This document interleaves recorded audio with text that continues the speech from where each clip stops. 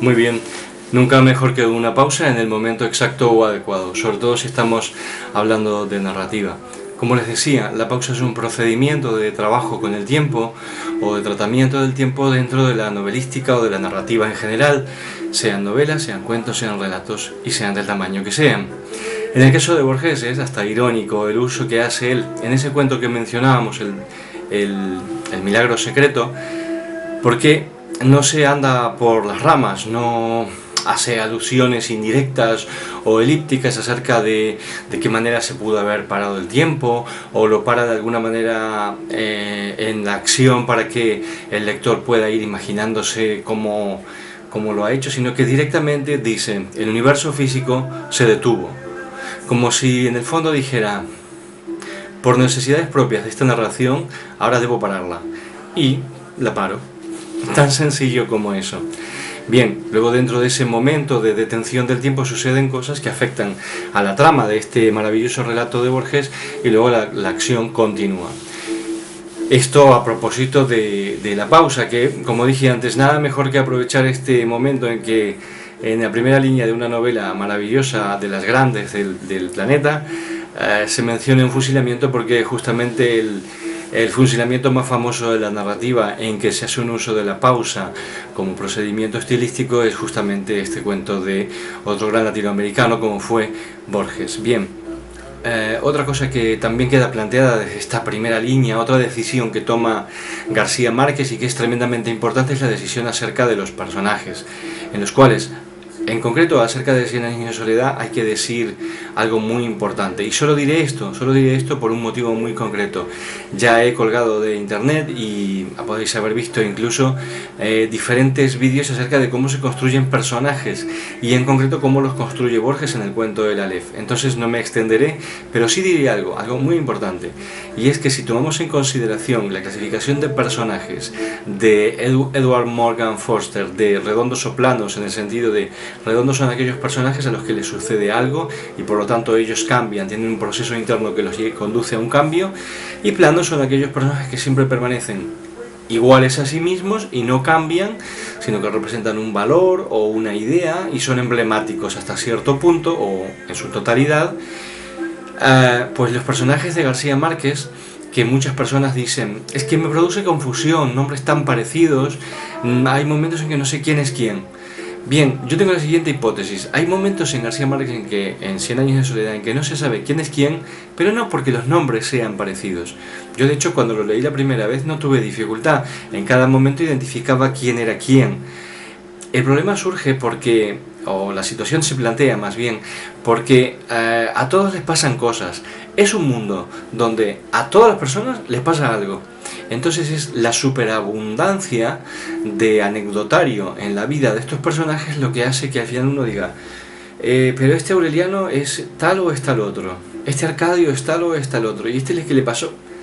Es por esto, pues todos son redondos. Entonces no hay lo que en otras obras es característico, un contraste entre redondos y planos que haga a los redondos más redondos, o por decirlo de una manera más clara, que los haga más nítidos en el fondo plano de los otros personajes. Este es uno de los elementos identificadores de esta gran novela que es 100 años de soledad. Luego, por otra parte, en cuanto a decisiones que toma García Márquez en la primera línea, debo decir solamente algo más, y es muy importante, también identificatorio plenamente de esta novela en concreto. Dentro de la novelística mundial utiliza un narrador propio del siglo XX, es el narrador objetivo u omnisciente, de focalización variable. ¿Qué quiere decir focalización variable? Es muy sencillo. Con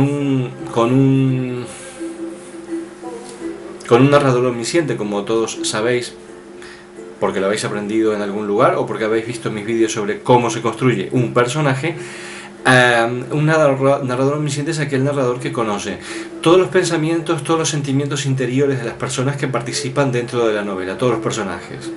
Bien, si está focalizado, quiere decir que sabrá solamente la interioridad de algunos, y de otros solo sabrá lo que se puede ver externamente. Entonces de algunos usará verbos exteriores de acción externa, se desplazó, se movió, se sentó, masticó, comió, etc. Y de otros dirá, además, sintió tal sentimiento o tal otro y pensó tal cosa o tal otra cosa. Eso quiere decir que está focalizado en esos personajes. Hay novelas que se desarrollan por entero en tercera persona y están focalizados en uno o en dos personajes. Cien años de soledad usa un procedimiento que es la focalización variable. El foco de la conciencia o el foco de conciencia en el cual se posa, digamos, el narrador va variando de personaje en personaje. Yo recuerdo un poco vagamente, no con exactitud, una escena pues prototípica de Cien años de soledad en que una de las tantas mujeres que pueblan ese mundo extraordinario está mirando por una ventana mientras creo que lava los platos y ve a uno de los tantos Arcadios, en concreto ve a aquel que lo habían encadenado a un árbol, que creo que no podía dormir, y piensa algo acerca de él. En el momento en que lo ve y piensa algo acerca de él, el foco de conciencia se va a lo que él está pensando, y sin que lo notemos, casi en un movimiento muy tenue del fluir narrativo ese del que habla Milán Kundera acerca de Cien años de soledad, se pasa de la conciencia de la chica, de la señora esta, a la conciencia de ese Arcadio que está encadenado a un árbol. Esto es un narrador objetivo, un narrador omnisciente con focalización variable. Va, como dije antes, posándose de una conciencia a otra. No en todas, porque entonces sí sería agotador y entonces sí se produciría mayor caos a la hora de identificar quién es quién dentro de la novela. Esto en cuanto a cómo construye los personajes y poco más queda por decir. Simplemente recordarles a ustedes que han llegado hasta aquí que la profecía autocumplida del comienzo era, dentro de un rato, cuando acabes de ver estos vídeos y mediante unos procedimientos que son propios de la narrativa, del lenguaje hipnótico, del lenguaje narrativo, que son en lenguajes gemelos. Es decir, cuando el chamán o el narrador, el personaje narrador se reunía, se ponía en la tribu en torno al fuego para reunir a la gente a contarles historias, no hacía otra cosa que un procedimiento hipnótico que comenzaba simplemente con el había una vez, o como comienza el mundialmente famoso cuento Baba Yaga ruso, de la tradición rusa, que analiza Vladimir Prop y que tanto ha dado que hablar, que comienza diciendo había una vez y no había una vez. Ese espacio vacío que se crea entre lo que había y lo que no había, detrás del cual la mente va corriendo a intentar rellenar ese espacio, es el espacio donde se van generando, como dije a lo largo de estos vídeos, esas preguntas que mantienen retenida tu atención y trabajando a 1000 por hora a tu cerebro para ir rellenando los espacios que mediante elipsis muy sutiles, hechas mediante distintos procedimientos que aquí en estos vídeos he ido explicitando y que ahora tú ya los conoces, va generando esas dudas, esas preguntas y esas elipsis que tu cerebro, como dije antes, a 1000 por hora va intentando rellenar o va intentando encontrar los datos que contribuyan a ese relleno. De esta manera, ni más ni menos, es como trabaja a nivel cerebral una narración. Es muy importante que alguien, por ejemplo, que se dedique a escribir, conozca esto, porque entonces se volverá mucho más autoconsciente acerca de qué es lo que hace cuando escribe, qué es lo que hacemos cuando escribimos, de qué manera generamos esa atención en el lector o en el espectador si lo que hacemos es un arte escénico o visual como el cine. Debemos ser plenamente conscientes de estos procedimientos para mejorar, siempre para hacerlo de una manera mejor y excelente. Bien, ¿cuántas cosas hemos visto, hemos oído y hemos aprendido? Casi sin darnos cuenta, la creación de expectativas, los nudos ocultos de la trama, la construcción de los personajes. Y no obstante, hay algo tremendamente importante, además de todas estas cosas que estoy enumerando, que en la primera línea, y quizás sea lo más prodigioso que hace García Márquez, y que deberían tomar todos los escritores muy buena nota. En la primera línea, como dije yo vídeos atrás, de manera axiomática, él determina el tamaño de la novela. Es decir, en la primera línea habla de un personaje que va a morir. que va a morir, pues no se sabe, a los 26, a los 35, a los 40, a los 50.